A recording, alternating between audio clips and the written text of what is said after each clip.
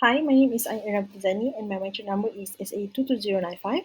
Today we're presenting a journal review titled Analytical Applications of Voltammetry in the Determination of Heavy Metals in Soils, Plant Tissues and Water. This presentation is based on the article published by Kadziana Shao et al. In 2024 in Analytical Journal, Volume 5, Issue 3. To begin, heavy metal pollution has become a major global concern due to increasing industrializations, agricultural practices, and urban development. Toxic metals such as lead, cadmium, copper, zinc, and mercury can contaminate soil, water, and plants, posing serious risks to both ecosystem and human health. Because these metals are harmful even at low concentrations, it is important to detect them in trace amounts, well within the limits set by organizations like the World Health Organization (WHO) and the Environmental Protection Agency (EPA). While conventional techniques like atomic absorption spectroscopy (AAS), inductively coupled plasma optical emission spectroscopy (ICP-OES), and ICP mass spectrometry (ICP-MS) are reliable, they are also costly, which requires sophisticated equipment and are not portable. Voltammetry offers a powerful alternative due to its high sensitivity, low operation costs, portability, and simple sample preparation. Despite its advantages, voltammetry also faces several challenges when applied to real environmental samples. Firstly, detecting multiple heavy metals simultaneously is difficult due to signal overlap and matrix interferences, especially in complex samples like soil or plant digest. Secondly, many existing electroanalytical methods still lack the selectivity and sensitivity needed for trace level analysis in the field. Therefore, there is a growing demand for faster, more affordable, and highly sensitive techniques that can be used outside of laboratory settings. For methodology, this review article focuses on voltammetric methods used between 2020 and 2024 for detecting heavy metals in environmental samples. The techniques highlights include analytic stripping volumetry (ASV), differential pulse voltammetry (DPV), and square wave voltammetry (SWV). The electrodes used were primarily Class C carbon electrodes (GCE), carbon-based electrodes (CPE), screen-printed electrodes (SPES), and pencil graphite electrodes (PGES). To improve performance, various electrode modifications were introduced, such as lithium films, gold nanoparticles, carbon nanotubes, metal oxides, and even plant-based or eco-friendly materials. Now, moving on to the results and discussions, this section focuses on how voltammetry has been applied to real environmental samples. The reviewed study analyzed a wide range of sample matrices such as tap and river water, soil digest, plant tissues, milk, juice, and even fish feed. These samples often require preparation steps like acid digestion or filtration, especially for plant and soil materials, to make the metals detectable. The most commonly targeted heavy metals ions included lead (Pb2+), cadmium (Cd2+), zinc Zn2+, copper Cu2+, mercury Ag2+, nickel and I2+, and arsenic As3+. Using voltammetric techniques with modified electrodes, very low detection limits were achieved, well below the maximum levels recommended by the World Health Organization.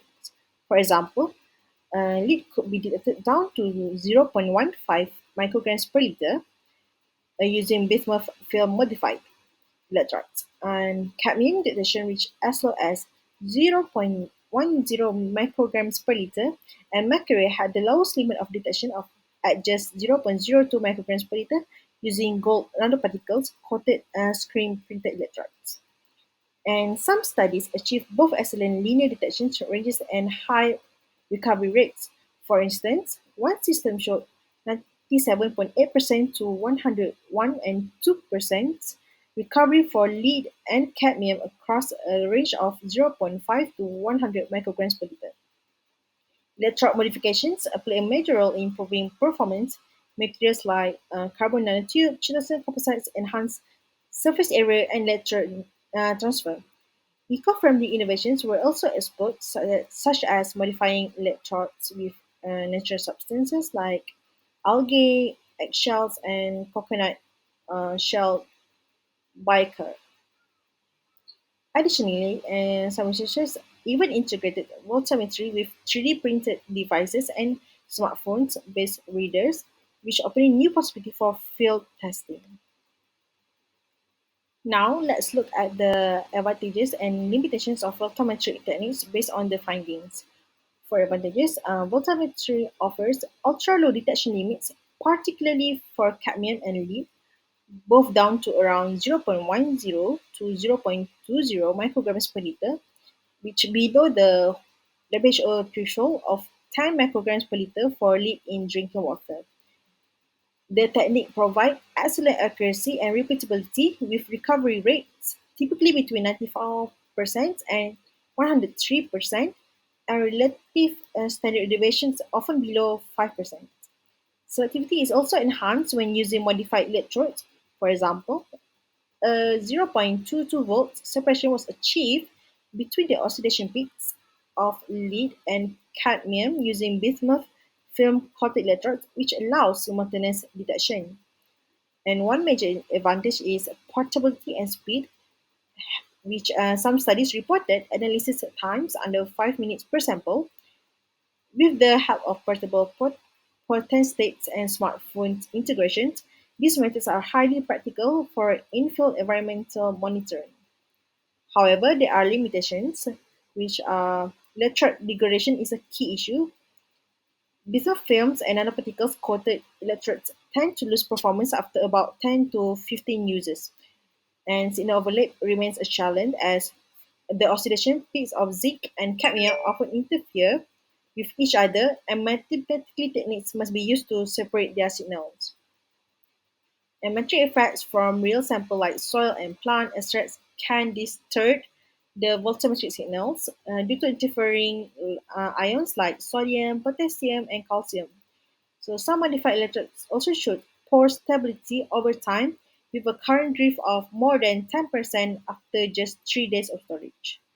So while the performance is strong, there is still room to improve electrode reusability and reliability.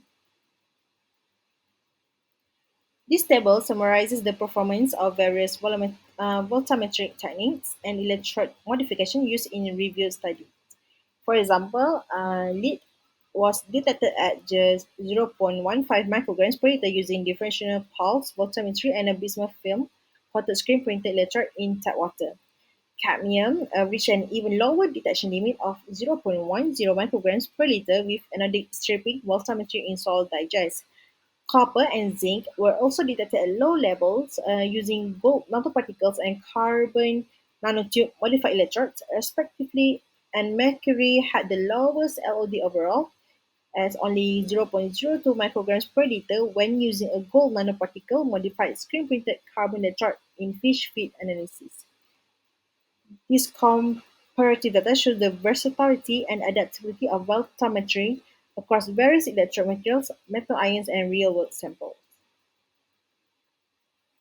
In conclusion, voltammetry has proven to be a highly effective and adaptable technique for detecting trace levels of heavy metals in complex environmental samples such as soil, plant tissues, and water. The incorporation of modified electrodes, especially those enhanced with nanomaterials like gold nanoparticles and carbon nanotubes, as well as eco-friendly materials such as biochar, has significantly improved detection sensitivity, selectivity, and speed. Many studies reviewed achieved detection limits well below WHO and EPA guidelines, with high recovery rates and short analysis times, making voltammetry a competitive alternative to traditional techniques like AES and ICP-MS. Its portability, low cost, and compatibility with on-site devices, including smartphone-based readers, further enhance its practical value. However, limitations such as electrode degradation after multiple uses, signal overlap between similar ions, and interferences from matrix components still pose a challenge. To advance the field, Future research should focus on improving electrode stability, enhancing simultaneous multi-ion detection, and reducing the impact of metric effects to ensure reliable, long-term, and field-deployable voltammetry sensing. Lastly, here is the reference for the journal article reviewed in this presentation. And that's all from me. Thank you.